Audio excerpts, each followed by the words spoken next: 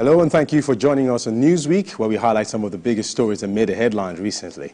I am Mark Otabo.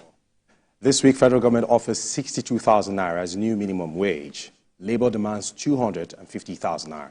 Also, court orders forfeiture of fresh 11.14 billion naira properties linked to Godwin Emefiele. Later on the show, Tribunal orders MultiChoice to give Nigerians 1 month free subscription. All the details in a moment.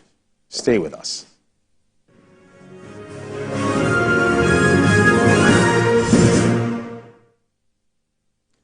We'll begin with the minimum wage conundrum. The federal government and the organized private sector have increased their offer for the new minimum wage to 62,000 naira from the earlier 60,000 naira. However, the organized labor isn't on the same page, as it is proposing 250,000 naira, a sizable reduction from its earlier 494,000. This brings to an end the deliberations on the new minimum wage by the tripartite committee set up by the federal government after several months. The recommendations will be forwarded to President Tinubu, who is expected to send an executive bill to the National Assembly for legislative action. With the work of the tripartite committee, which was constituted in January this year, coming to an end, the ball now shifts to the table of President Tinubu and subsequently that of the National Assembly. And of course, to discuss this with us is Ayodele Adio. He's a communications strategist and policy analyst via Zoom. Ayodele, good evening, and thank you for joining us. Thank you for having me. All right. Good evening. All right. In the studio here with me, I also have Olufemi Lawson. He's the Executive Director, Center for Public Accountability. Olufemi, good to have you on the show this evening. Good to be here, Mr. Fantastic. All right, Ayodele, I'm going to start with you quickly. Now, do you think this debacle would ever be conclusive with the way the negotiations are going? Well, I think it's now become a contest of who blinks first. Okay. And that doesn't help either party, right? I think that there needs to be some pragmatism that comes to this negotiation, some transparency on both sides, and a bit of data that is branded by both sides of the debate so that we can have a reasonable conclusion to these negotiations. But I think that the biggest elephant in the room here is the fact that the federal government, and it didn't just start a year ago, I think over the last 2 decades, has failed in the ability to provide public services that insulates the average worker from the pressures of either inflation or growing economic instability. And I'm talking about the ability for the government to provide quality public schools, to provide, affordable power supply, to provide cheap public transportation, to provide adequate social housing, to provide public health services. Now, the inability or the failure of government to be able to provide these services over the years has created a situation where, the average Nigerian worker has to pay over the counter for all of these services at almost a premium. And so it's made this negotiation very difficult, especially at a time where inflation is record high and food inflation is hovering over 40%, which means that the average household income, is being decimated by the cost of food and transportation, both of which takes over 70% of the household income. So the question the Labour will be asking, and as well as many other Nigerians, is how their wages fares in the market square. And the reality is, 60,000 naira doesn't take them far enough.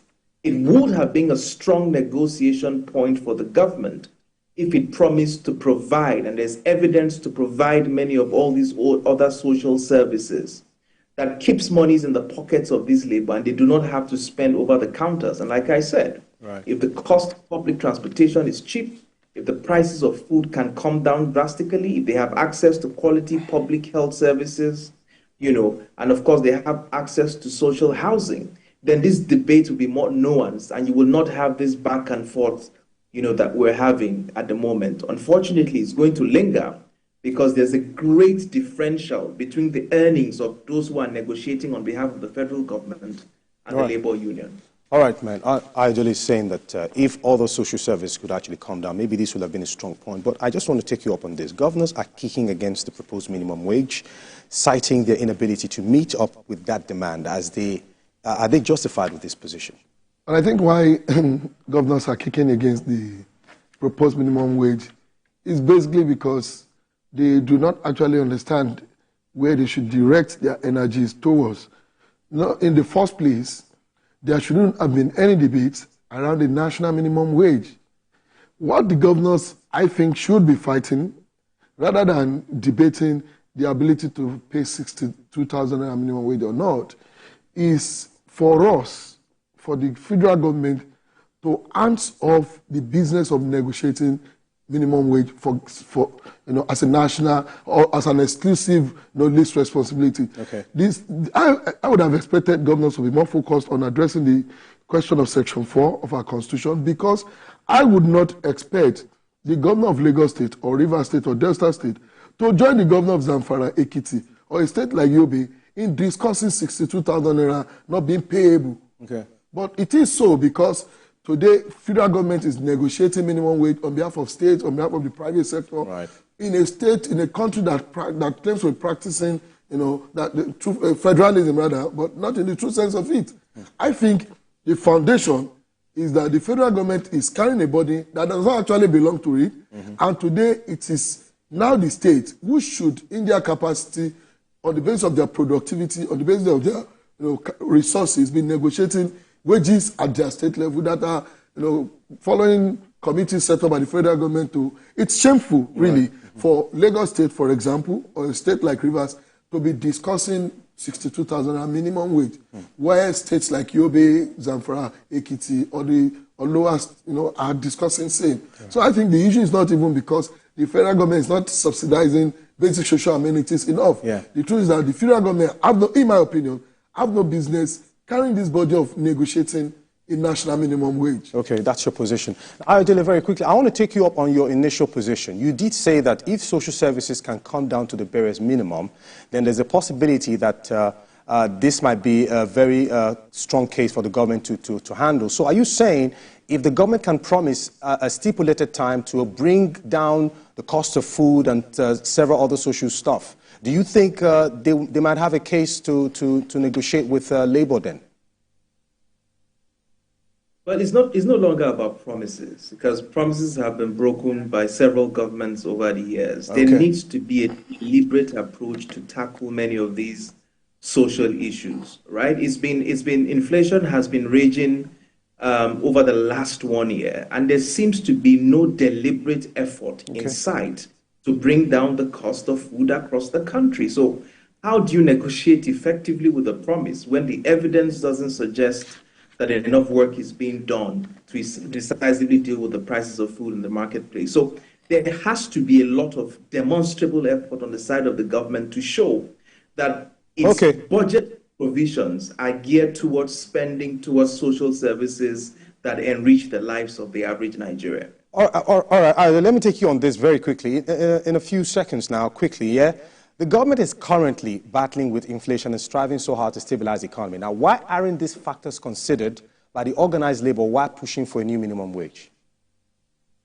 Well, honestly, I think you're better off asking the labor unions to defend that position. But really and truly, the labor unions are really not responsible for the inflation, really and truly.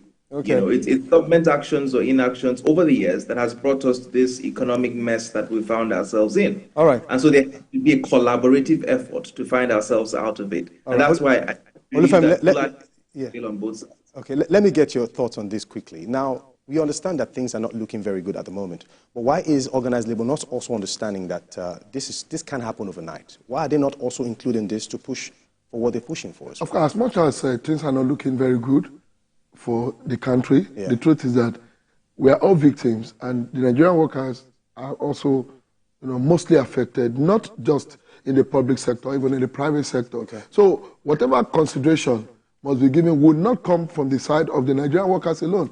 There must also be sacrifices on the part of people in government. Okay. Government is not behaving enough in a manner that suggests that it is ready to also make sacrifices, especially when you look at issues around public spending by government in Nigeria. All right, thank you very much. All right, we take a time out now, and of course, Newsweek continues in a moment. Stay with us.